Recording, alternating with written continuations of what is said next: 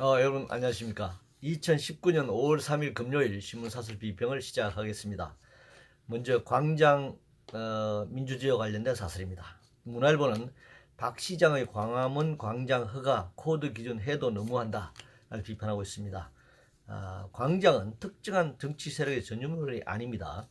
나아가 광화문 광장뿐만이 아니라 도심 곳곳에 광장이 존재해야 합니다. 그러나 권력과 자본의 광장은 잠식되어 왔습니다. 서울 곳곳에 각종 역 앞이라든가 공원 앞의 광장들은 여러 이유를 들이대면서 폐쇄시키거나 광장 공간을 좁혀왔습니다. 정치는 소수의 지배 세력들이 독점하고 광장에서의 민중 정치는 공간 부족이나 집시법 제약, 집시법 등으로 집회를 제약해 왔습니다. 적폐수사 관련해서 조선일보는 적폐수사 건건히 지시한 대통령이 통제할 수 없다니 라는 제목의 사설에서 청와대에서 열린 사회 원로 간담회에서 문재인 대통령이 말한 내용을 비판하고 있습니다. 동아일보는 적폐청산 재차 강조한 문 대통령 원로들 통합 고원 귀담아 들어야 한다. 문화일보는 원로들 통합 협치 고원에도 마이웨이 고수한 문 대통령이라며 비판하고 있습니다. 적폐 수사는 문 대통령의 명령이 아니죠. 1700만 촛불 국민들의 명령이었습니다. 원로 몇 사람이 민중들의 요구를 자기 마음대로 비틀어 버릴 수는 없습니다. 협치든 통합이든 과거 청산을 전제로 해야 하는 것입니다. 그러나 현실은 그럴 가능성이 잘 보이지 않는 그런 상황으로 굉장히 후퇴하거나 악화되고 있습니다.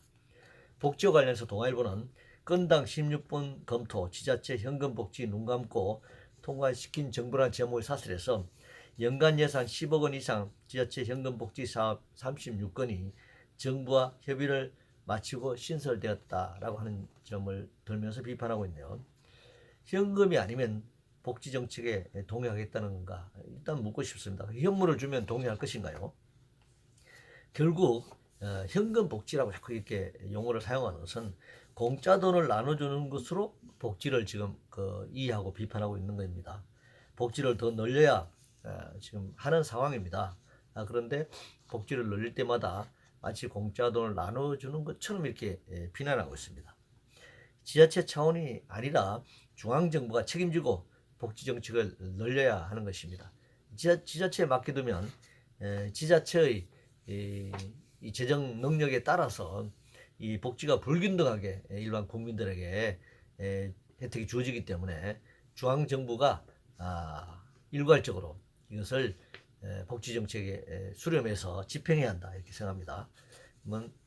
기본소득과 같은 그런 정책을 국가가 일률적으로 시행하는 것이 옳다 이렇게 생각합니다.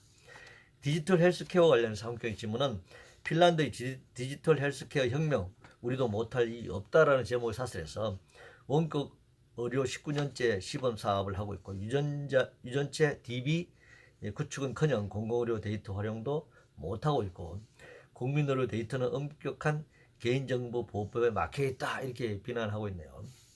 국민의 건강과 생명에 직결되는 문제는 당연히 신중해야 하고 이것이 막혀있는 것이 아니라 신중하게 대응하는 것이라고 할 수 있습니다. 4차 산업을 수단으로 환자를 의료자본의 돈벌이 대상으로 삼아서는 안 되는 일입니다. 국민의 생명과 건강을 중심에 놓고 모든 제도는 그게 부속으로 이렇게 작동하는 것이지 무슨 4차 산업 운운하면서 그것을 앞세우고 국민의 생명과 건강, 안전 이런 것이 뒷전으로 밀리는 것은 있을 수 없는 일입니다. 원전 관련해서 한국형 차세대 원전 APR 1400이 미국 원자력 규제위원회 NRC로부터 안전성을 인정받았다고 합니다. 이에 대해 한국경신문은 미국서 최고 공인받은 원전 기술 국내에서 활용할 길 열어줘야 한다 이렇게 주장하고 있고 매일경신문도 미국서도 인정받은 한국형 원전 국내에서 찬밥이라니 라면서 비판하고 있네요. 이제 그런 기술을 핵발전소를 추가로 짓거나 수출하는 데 사용하지 말고 핵발전소 해체나 사용 후 해결료를 향후 10만 년 이상 안전하게 보관할 수 있는 방향 그 기술을 활용해야 합니다. 차세대 원전을 계속 건설해 나가는 기술이 미국 원자력 규제위원회에서 통과됐기 때문에 한국에서 계속 원전을 지어한다, 이런 논리는 있을 수 없습니다. 이 지향의 핵발전소를 즉각 폐쇄하고 수출 중단하고 폐로 사업과 자유물 해결료를 안전하게 보관할 수 있는 그런 산업으로 전환하고 대체 에너지 전환에 대한 적극적인 재정 투자와 기술 개발을 해나가야 한다, 이렇게 생각합니다. 청년 대책과 관련해서 청년 정책을 총괄할 컨트롤타워 가칭 청년정책조정위원회를 총리 산하에 설치한다는 데 대해서 한국경제신문은 청년대책 시장 활력 통한 일자리 확대가 우선돼야 한다. 매일경제신문은 청년정책 젊은이들이 자유롭게 도전할 여건부터 만들어야 한다, 이렇게 주장하고 있습니다. 책임부서나 통합 운영의 문제가 아니죠. 근본적인 문제 해결이 필요합니다. 그런데 대책이라는 것이 시장 활력이나 자유로운 도전으로 돌린다면 현재 상황은 계속 악화될 수밖에 없을 것입니다. 자본주의 공황적 상황을 외면하고서 대책 마련도 어렵지만 자본주의 경쟁과 효율 그 결과 나타난 극심한 빈부격차와 양극화 상태에서 청년 문제 대책은 불가능한 그런 상황에 있다, 이것을 알아야 합니다. 패스트트랙 관련해서 조선일보는 무리한 패스트트랙 내부서 터져나오는 반발이라는 제목의 사설에서 희양수산부 장관을 지내고 민주당을 복귀한 김영춘 의원 인터뷰에서 선거법을 패스트트랙 신속 처리 안건에 태워 일방 처리하는 것은 있을 수 없는 일이다 라고 내부에서 비판한 것을 지금 소개하고 있네요. 문화일보는 패스트트랙 3일 만에 30석 정원 우는 국민 우롱이다, 비판하고 있습니다. 어차피 정치 세력 간 조율을 위한 싸움이 시작되었으니 정치적 합의는 지금 불가능한 상황입니다. 결국 유권자인 국민이 심판할 수밖에 없는 상황인데 정보라든가 여러 가지 제한된 조건 그리고 제도적 문제 때문에 이런 유권자들의 심판도 사실 한계에 있다라고 하는 점이 현재 상황입니다. 살림살이와 관련해서 조선일보는 59%가 살림살이 나빠졌다, 국민 못 살게 만든 소득주도 2년이라는 제목의 사설을 뽑았네요. 이 59%가 살림살이 나빠졌다라는 통계 결과는 조선일보와 한국경제연구원이 공동으로 한 여론조사 결과를 지금 가지고 사설을 썼습니다. 중앙일보는 사회언론도 소주성 걱정, 문 대통령 경청만 할 건가 라는 제목의 사설에서 소득주도 성장 정책이 아니라 고용주도 성장 정책으로 가야 한다, 이렇게 주장하고 있습니다.